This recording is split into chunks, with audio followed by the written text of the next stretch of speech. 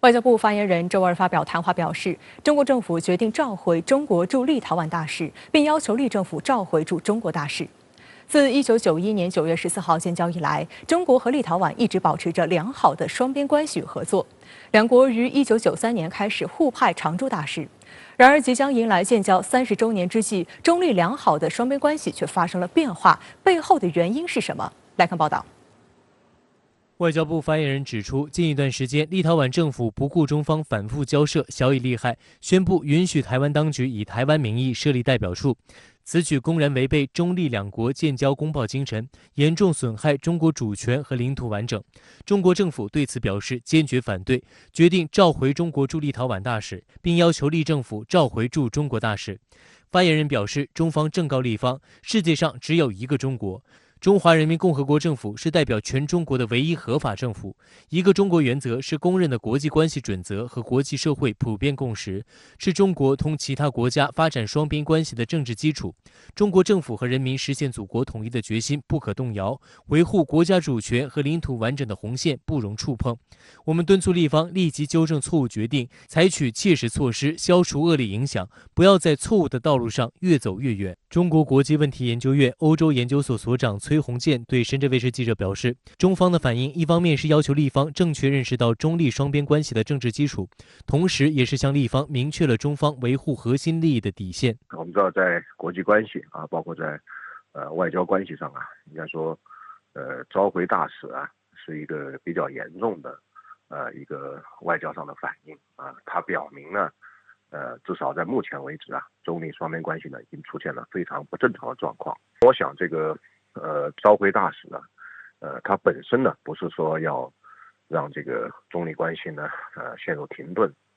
实际上是在中立关系出现问题以后通过这种方式呢来要求立方呢做出一种正确的积极的反应，这样呢来共同帮助双边关系呢回到一个正常的状态和轨道上来。外交部发言人同时正告台湾当局，台独是死路一条，图谋在国际上搞分裂活动绝对不会得逞。国台办发言人马晓光当天也强调，世界上只有一个中国，台湾是中国领土不可分割的一部分。一个中国原则是公认的国际关系准则和国际社会普遍共识，两岸统一的历史大势是任何人、任何势力都无法阻挡的。我们正告民进党当局，勾连外部势力进行谋独挑衅，只能自食恶果。任何人都不要低估我们捍卫国家主权和领土完整的坚定决心、坚定意志、强大能力。立陶宛外交部周二下午对中国外交部的决定表示所谓遗憾，并狡辩说，立陶宛在尊重一个中国原则的同时，愿像欧盟和世界许多国家一样，谋求与台湾发展互利关系。7月20号，立陶宛和台湾当局宣布互设代表处。民进党当局声称这是欧洲国家第一个以台湾为名的代表处，并吹嘘说这是重要的突破。此外，今年3月，立陶宛还宣布最快10月就会在台湾地区设立贸易办事处。中方多次强调过，台湾问题事关中国主权和领土完整，涉及中国核心利益。上周六，中国驻立陶宛大使申之飞在当地主流媒体《共和国报》发表了题为《台湾属于中国是国际共识》的署名文章，向公众介绍了台湾问题的由来和实质。文章开头即写明，近日台湾问题严重干扰了中立关系的稳定与发展。针对立陶宛将在台湾开设贸易办事处的消息，申之飞大使在接受立陶宛媒体采访时指出，立陶宛政府寻求拓展亚洲市场的愿望可以理解，但中国坚决反对任何国家以经贸文化交流之名进行政治操弄，与台湾发展任何官方关系。申之飞大使表示，立陶宛政府屡次挑战中国的核心利益，导致现在中立关系面临危机。面积仅6.5万平方公里的立陶宛是波罗的海3国之一。1940年苏德战争前夕被并入苏联版图，1990年宣布独立，人口不到300万。2020年 GDP 约570亿美元。2004年3月29号，立陶宛加入北约，5月1号加入欧盟。值得注意的是，今年1至4月，中国大陆与立陶宛双边贸易额为8.0457亿美元，同比增长21%，而立陶宛同期与台湾地区的双边贸易额为4590.5万美元。申之飞大使在撰文中强调，是否以立陶宛国家和人民的利益为代价，违背一个中国原则，刻意破坏中立之间正常的国家关系，需要立陶宛政府和人民做出明智选择。实际上，从2012年到现在中国对立陶宛的投资呢，实际上在中国对波罗的海3国的投资里面呢，份额是最大的。我觉得导致最近一段时期，立陶宛频频在中立关系中制造事端、挑起矛盾。我觉得主要的原因呢，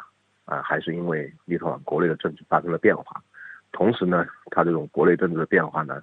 又和地区和国际形势的变化呢，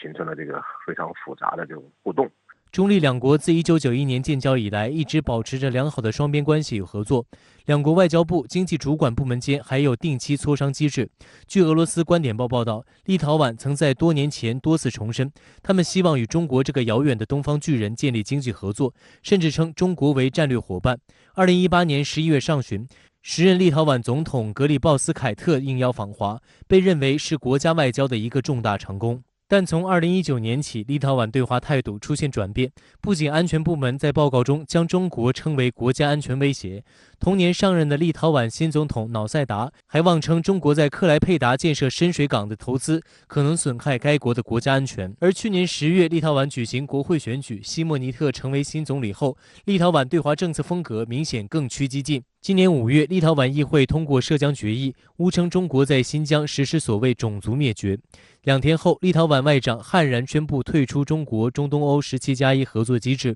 与此同时，立陶宛又加大了打台湾牌的力度。除了在执政协议中公开表示对台湾自由奋斗者的支持，以及宣布将在台湾设立所谓代表处外，还在6月份宣布捐赠给台湾2万剂阿斯利康疫苗，以回报台湾曾捐给立陶宛的10万片口罩。立陶宛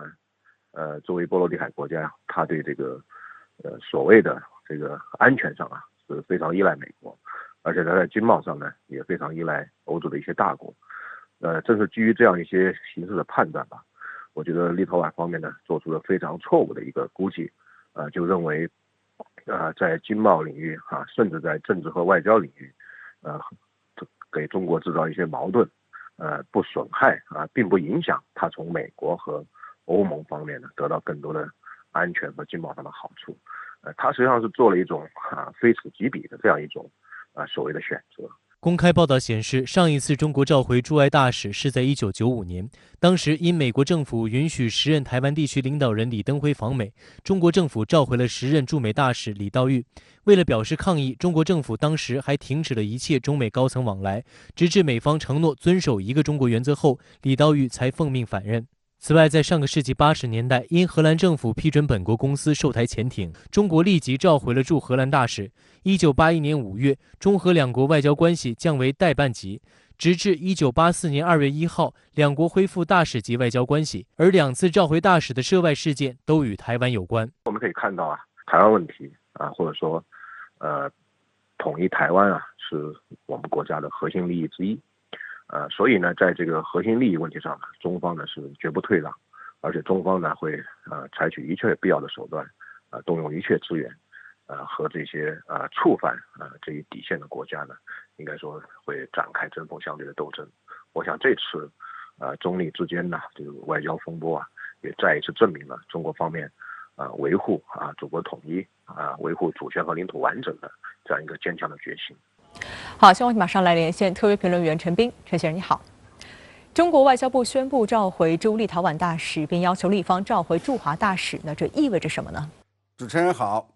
中国决定召回驻立陶宛大使，是因为立陶宛政府不顾中国的反复交涉，允许台湾当局以台湾名义设立代表处，这严重危害了中国的主权和领土完整，是在变相的推动或者是承认台独。在我的印象之中立陶宛是第一个与中国建交的国家中使用所谓台湾代表处的国家，也是台湾当局18年来首个在欧洲国家首都设立的代表处。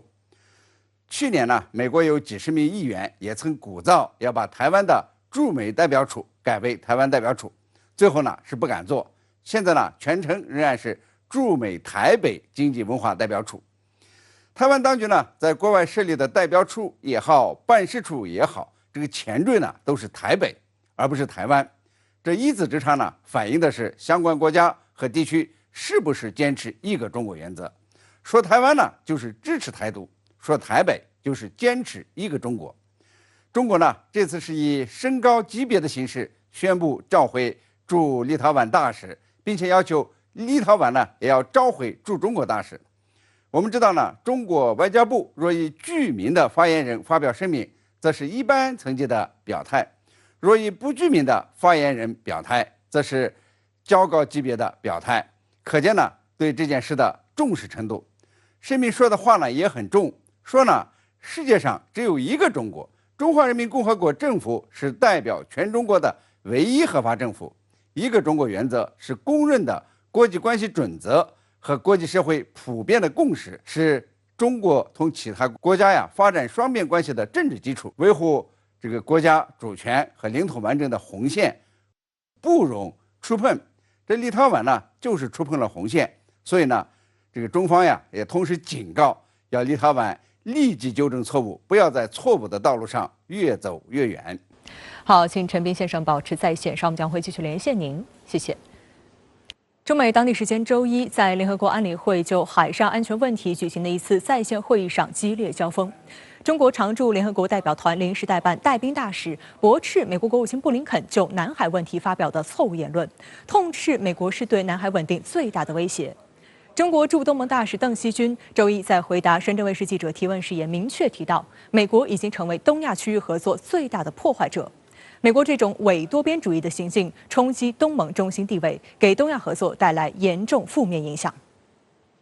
联合国安理会周一举行海上安全问题公开会，美国国务卿布林肯在发言中提及南海问题，他指责所谓南海霸凌行为，并警告联合国安理会，在这里爆发的冲突将对安全和商业产生严重的全球后果。Some may assert that resolving the dispute in the South China Sea is not the business of the United States,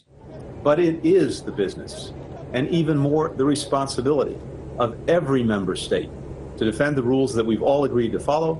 and peacefully resolve maritime disputes. 布林肯这一说法随即遭到中国常驻联合国代表团临时代办带兵大使驳斥，他批评美方无中生有，在南海问题上肆意挑衅。当前，在中国和东盟国家共同努力下，南海局势保持总体稳定，各国依据国际法享有航行和飞越自由。中国同东盟各国致力于全面有效落实南海各方行为宣言，力争早日达成南海行为准则。我们有决心、有能力维护好南海和平稳定。美国没有资格在南海问题上说三道四。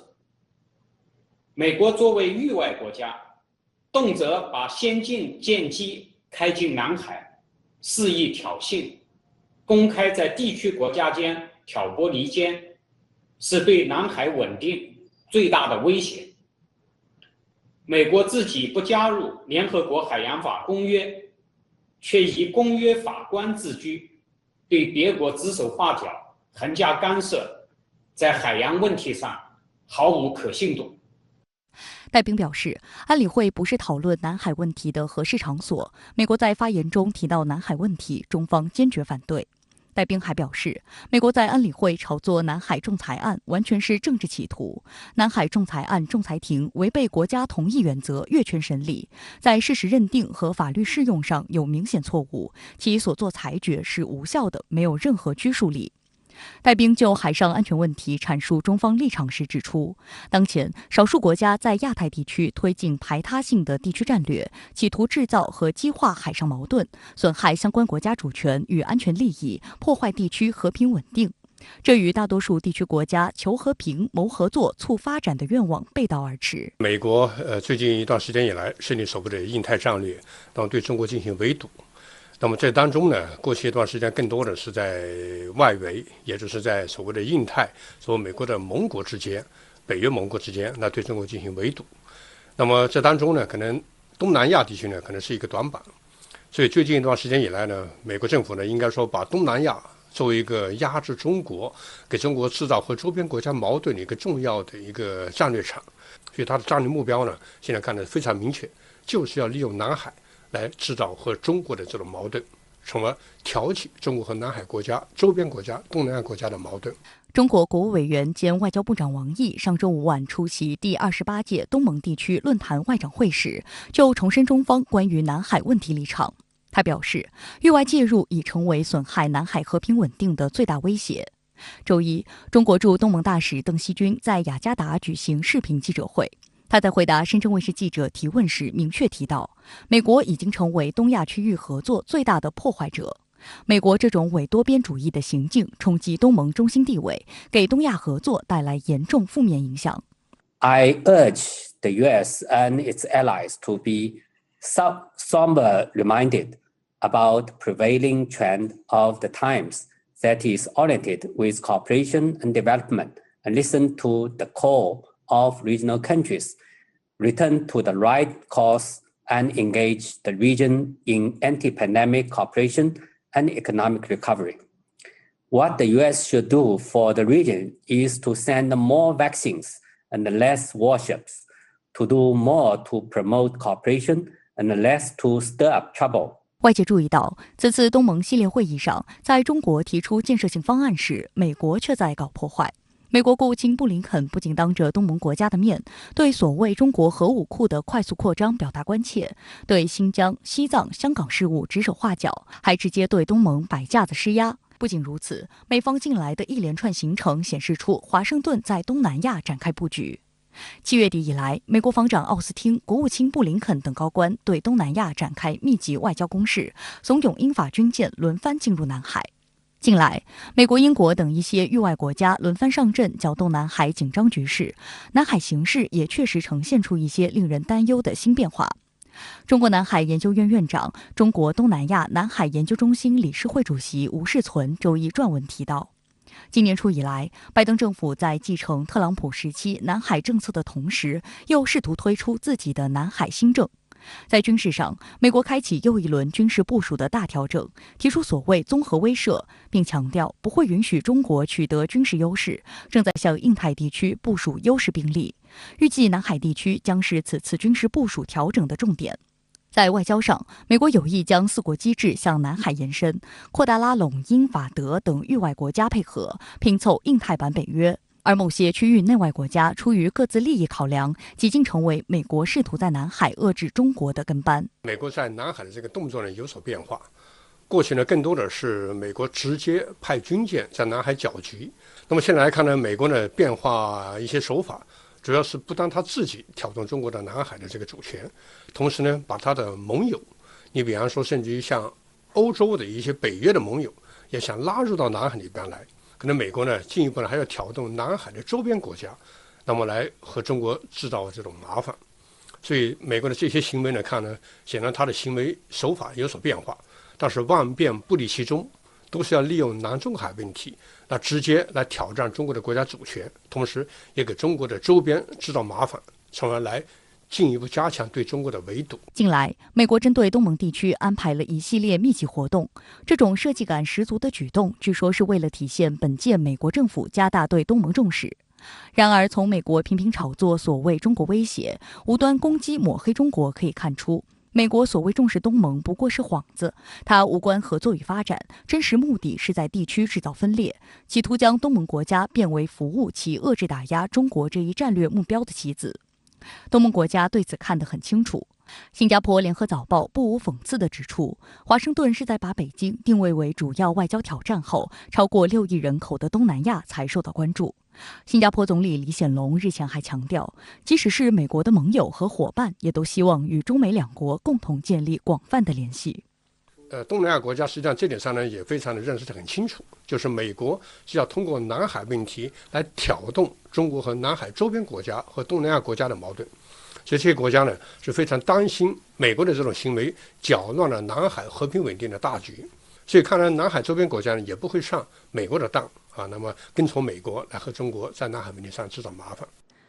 今年6月10号，全国人大常委会通过反外国制裁法后，是否将纳入基本法附件3在香港实施，引发各方关注。周二，香港特区行政长官林郑月娥表示，支持透过本地立法将这一全国性法律列入基本法附件3。而13届全国人大常委会第30次会议将于下周在北京举行，提请审议全国人大常委会关于增加港澳特区基本法附件3所列全国性法律的决定草案的议案。林郑月娥周二上午在行政会议前记者会上回答提问时表示，已经向中央提交对于在香港实施反外国制裁法的意见，支持以本地立法方式将有关法律引入基本法附件3在香港实施。林郑月娥强调，希望通过本地立法程序做出澄清，就是避免别有用心的人以此炒作。她不擔心外資會因此撤資。我提交嘅意見呢，我係支持呢，係應該透過本地嘅立法嘅程序嚟到做。呢個正正呢，就係因為我都好肯定呢，亦都有一啲嘅外部嘅勢力啊，外國嘅政府啊，或者係一啲嘅西方嘅媒體呢，又會藉此炒作。想弱化到金融中心嘅地位啦，或者係各界對於香港嘅信心，所以有一個本地立法嘅過程呢，將會讓我哋更加能夠可以澄清釐清。林鄭月娥介紹，以公布形式實施的香港國安法是為香港而制定，草擬時已考慮香港情況，並聽取特區政府意見，情況與其他全國性法律不同。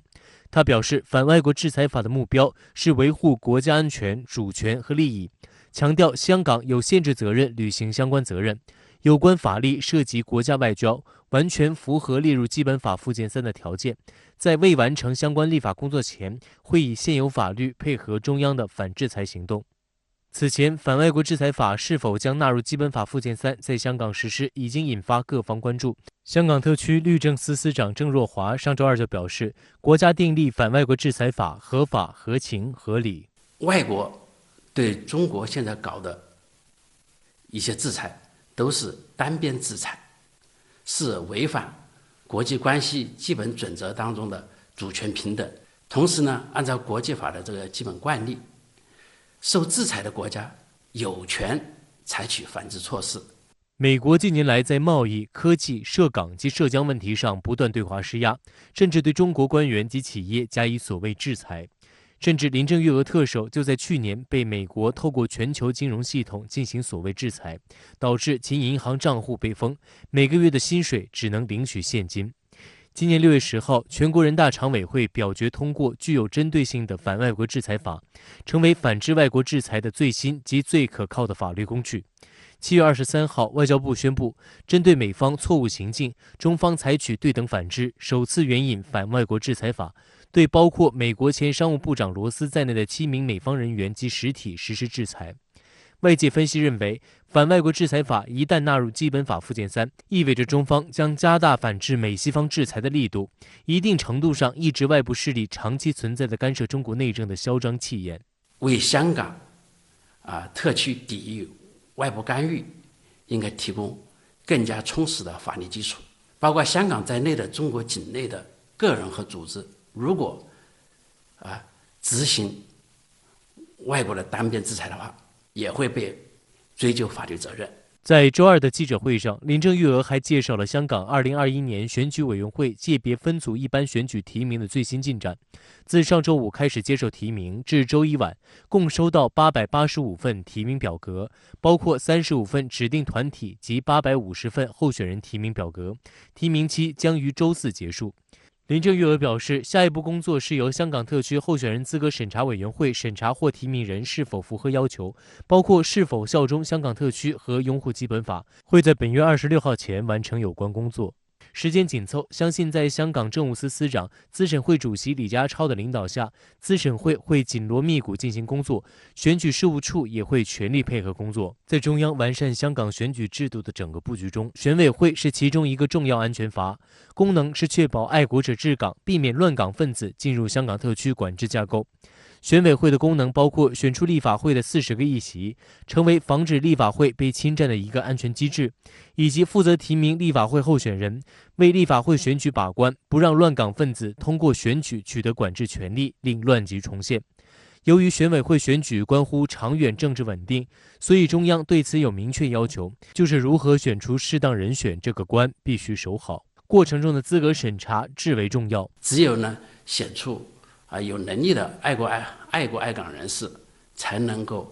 為下一步的這個立法會選舉和行政長官選舉打下良好的這個選民基礎。好，相關話題繼續來連線特約評論員陳彬。陳先生你好，我們再看香港事態。香港特首林鄭月娥說，她支持將反外國制裁法列入基本法附件3。那您認為這將對香港產生怎樣的影響呢？反外國制裁法的制定呢，是學習美國的做法，用其人之道還治其人之身，來還擊美國的長臂管轄。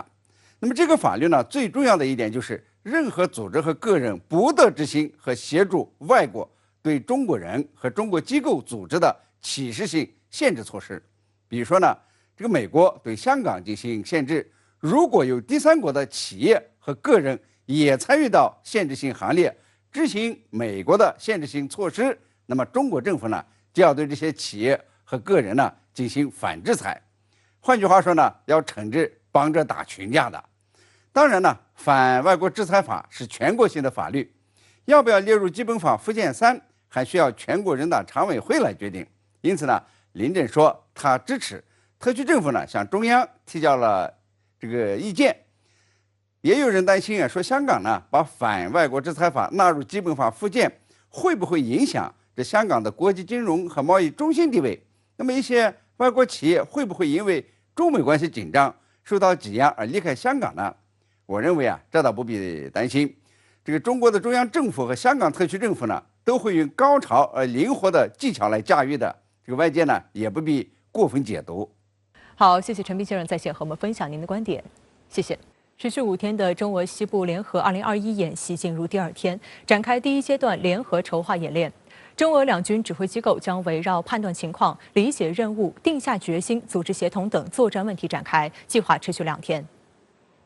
外界注意到，演习开始首日，歼20、歼11、歼轰7、运20等中方军机在演习开始仪式上亮相，成为本次演习的一大亮点。这是歼20隐形战斗机首次在解放军与外军联演中现身。俄罗斯苏30 SM 战机和中国战机一起参加了联合演习，首日完成了一系列针对地面假想敌目标的空中打击，以及绕开敌导弹防御系统的任务。歼20是中国最先进隐身战斗机。歼20战斗机列装部队后，多次参与空军重大演训活动。2017年，歼20首次以3机编队的形式参加庆祝中国人民解放军建军90周年阅兵式。在今年7月1号庆祝中国共产党成立100周年大会上，15架歼20战斗机编队亮相，引发热议。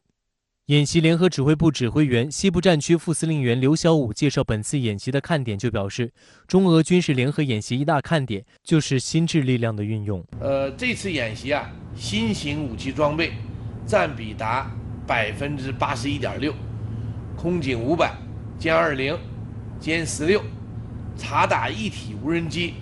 和新式装甲车将成体系出动，心智作战能力呢有明显的提升。除了参演人数多、武器装备齐全外，打法创新也是一大看点。比如，运输直升机单机6声锁降直升机，超低空隐蔽突防，运20大规模伞降和重装的空投，歼16飞机70公里外可以实施远程的精确打击。无人机、临机精确打击目标等等。刘小武介绍说，这次演习层次高、规模大，不仅彰显了两军联合打击恐怖主义的能力决心、互信合作的战斗友谊，也展示了两军4年来联演联训成果，同时也向世界充分展现了中国军队改革重塑后的新风采、新成就。应该得益于我军改革强军的深入推进，得益于近几年来中俄两军联演联训的实战实践经验，得益于我军大抓实战练兵的成果，官兵的联合意识、实战作风，还有战技术水平都有了很大的提高。这次联合筹划演练有2大特点：一是首次在联合指挥部成立俄军指挥分中心；二是首次使用中俄专用版指挥信息系统。这一系统可内联各个指挥分中心，下接各个作战群队指挥所，必要时还可直达两军单兵平台末端，既解决了语言不通问题，又提升了指挥控制时效。此外，中俄两军联合作战达到前所未有的高度。俄军参演官兵首次使用解放军提供的中型轮式战车与装甲车，并携带单兵装备和制式武器，从中国空军米171直升机上进行空降作业。中俄并肩战斗，在作战思想融合、兵力行动融合、火力突击融合等方面展开交流。2020年，解放军在俄罗斯高加索2020战略演习中，曾首次成建制使用俄军主战装备。有观察认为，中俄两军在联合演习中交换使用对方的武器装备是互信的体现，可以让双方更好地了解彼此作战方式，在未来的联合军事行动、反恐任务中得以更好地配合，使用双方的武器装备进行互相支援，拥有更多的默契。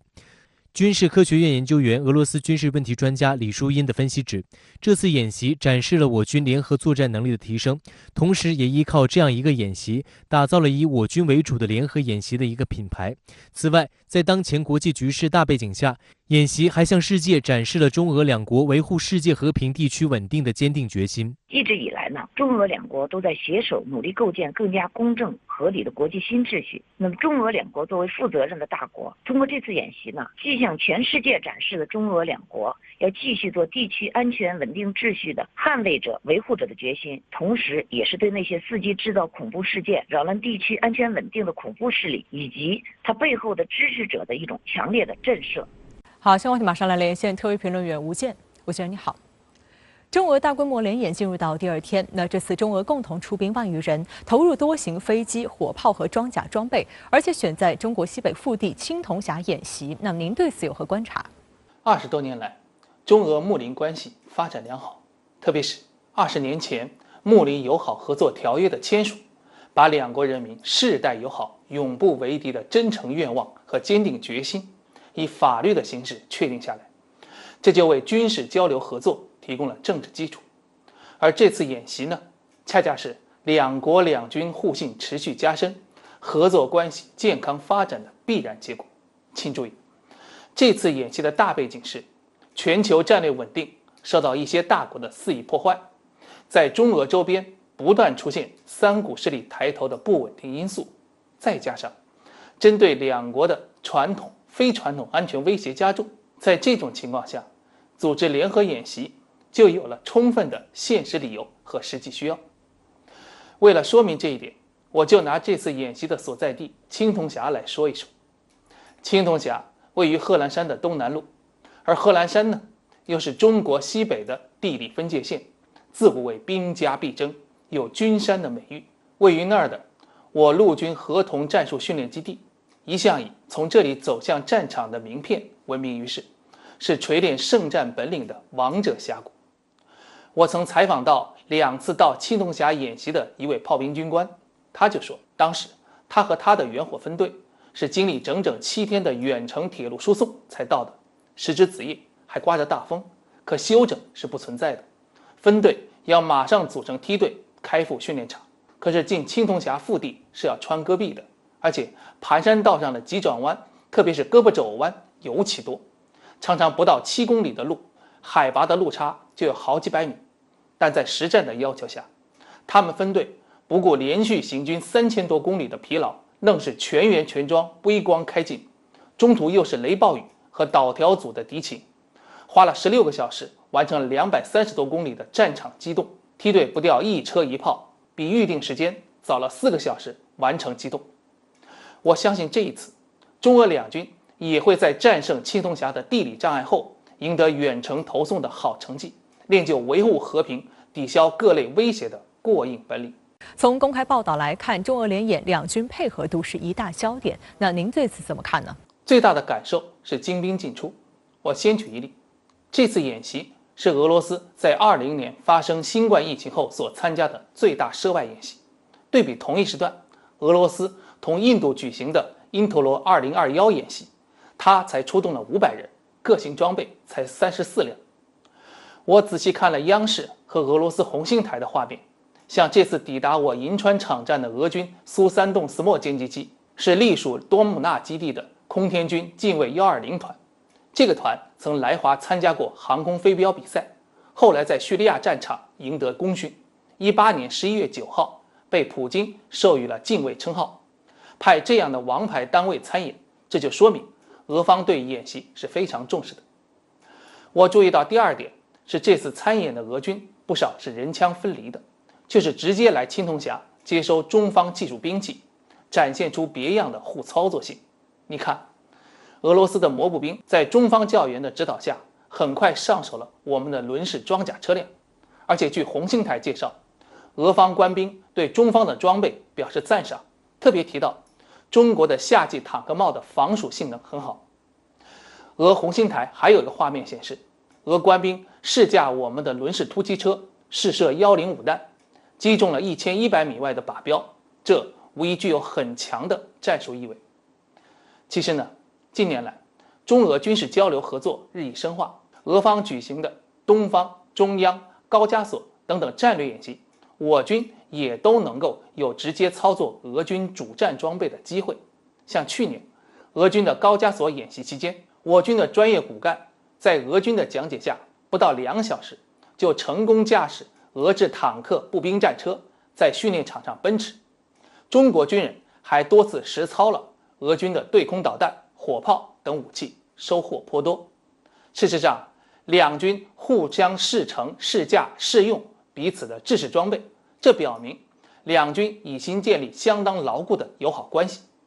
就像俄罗斯的副防长福明上将在今年8月1号参加中国大使馆庆祝建军94周年的招待会上所指出的那样，中俄国防部门的联合行动有效加强了两国的防御能力和国家安全，成为双边关系发展的坚强力量基础。中俄这次联演的联合指挥部指挥员刘晓武和副指挥员诺苏列夫都曾多次率队参加对方国家的重大演训，那您对此如何评论？这2位指挥员都算得上智勇双全，而且非常有故事。先说我方的刘副司令员，这位拿过计算机专业硕士学位的职业军人，有着对信息战争的执念。早在原广州军区指挥一个师的时候，他就大力推进信息化建设。当时国产卫星导航定位系统刚配发，他就积极主张打通它和部队指挥链路的接口，再嵌入功能模块，从而构成一体化的野战指挥网。在05年的粤东海训中一鸣惊人，让中国官兵首次体验到什么叫战场单向透明。更让我印象深刻的是，刘晓武作为中国军人那份对人民炽热的爱。15年抢救东方之星沉船事件中，已是广州军区参谋长的刘晓武亲自坐镇。至今让我感怀的是，刘将军当时在记者会上难过地说，大家竭力营救的3岁小女孩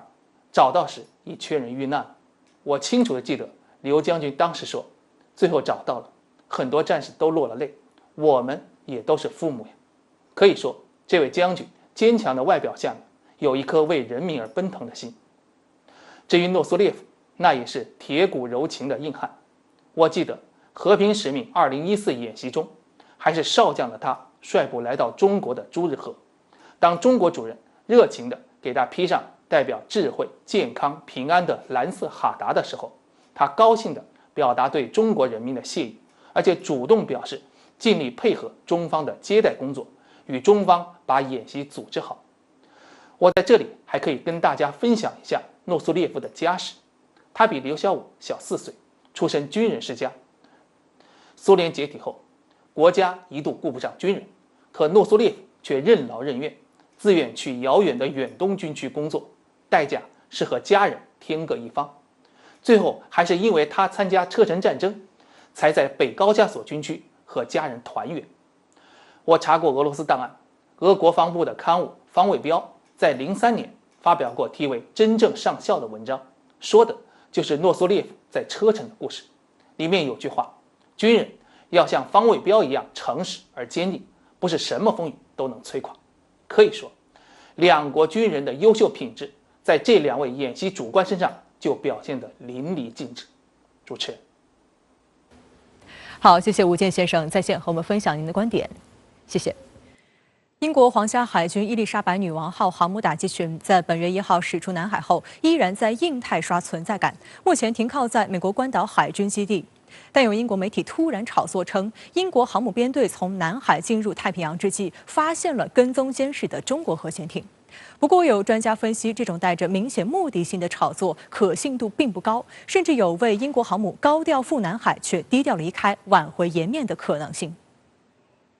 英国《每日快报》周日的这篇报道并没有提及消息源，仅表示在驶入太平洋之际，中国核潜艇所谓试图秘密跟踪伊丽莎白女王号航母打击群。报道还称，英国皇家海军已经预料到会有中国潜艇和情报收集船的出现。在南海这样一个离中国很近的地方，就算遭遇了真的是中国海军的核潜艇，我觉得没有什么好奇怪的，也非常的正常。对于中国海军来说，在这个离自己很近的水域里进行训练，也是非常的这个合理恰当，没有什么可以避讳的。据悉，不远万里来到亚洲的伊丽莎白女王号打击群还包括2艘皇家海军护卫舰、2艘驱逐舰、2艘补给舰和1艘机敏级潜艇，以及1艘美国海军驱逐舰和1艘荷兰护卫舰。来亚太之前，英国从首相到防务大臣再到外交大臣，一个个不断制造声势，宣称要在亚太和南海向中国展示英国力量，而且还叫嚣要进入南海敏感水域。甚至美国《华盛顿观察家报》还发表文章，鼓动英国舰队冲进中国领海12海里水域，并宣称这是考验英美关系成色的时候。但色厉内荏的表象下，伊丽莎白女王号航母打击群穿行南海的6天，选择的却是一条不易引发争议的航线，航速中规中矩，并且在社交平台上保持了静默，更不要说冲击中国领海了。它进入南海也并没有这个大张旗鼓的宣扬，然后呢，也没有说在南海周边的中国的这个岛礁周围啊进行所谓的自由航行或者各种危险的行动，甚至说他也没有试图前往，比如说通过台湾海峡等等做出一些挑衅的举动，他就很快的离开了南海。从这点来说，我觉得英国海军他自身的判断对这件事情是相对希望低调处理。有分析认为，伊丽莎白女王号航母打击群之所以低调过南海，主要是受到大环境影响。中美天津会谈释放了不少信号，英方根据这些信号对军事部署进行调整，再加上中国对英国航母进入南海非常关切，英国内部自身也有不同声音，权衡之下认为不应该过分刺激中国。此外，也不想重演类似卫士号驱逐舰在黑海的尴尬时刻。而在其停靠美国关岛海军基地后，英方再借助媒体来炒作所谓发现跟踪监视的中国核潜艇，更像是在为自己低调航经南海一定程度挽回颜面。英国国内的媒体，特别是英国国内的一些人，可能并不这么认为。一方面，他们错误地估计了眼下英国和中国在这个南中国海附近的这种实力对比，他们过于自信的觉得英国仍然能够在这个地方掀起一些事端，而另一方面呢，他们又在内心深处可能对于中国有一定的这种畏惧，他们觉得说对于中国在这个太平洋方向上的这种日益取得的发展和进步感到内心的一种不安，所以呢，他们才会说借这样一个由头一个机会把这么一件这个可能是小事做大，然后这个加以炒作。值得注意的是，尽管伊丽莎白女王号航母打击群此次穿行更像是试水，但其在菲律宾海与美日澳等国举行联合演习后，是否会到南海来个回马枪仍是未知数。